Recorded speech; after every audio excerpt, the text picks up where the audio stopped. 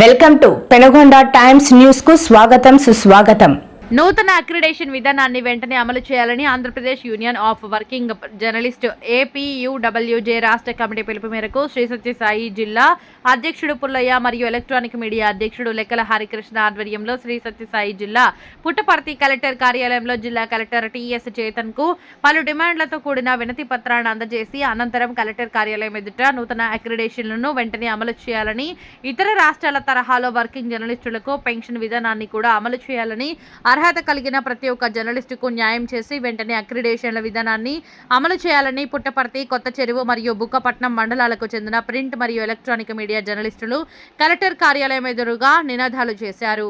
నూతన అక్రిడేషన్ కార్డులను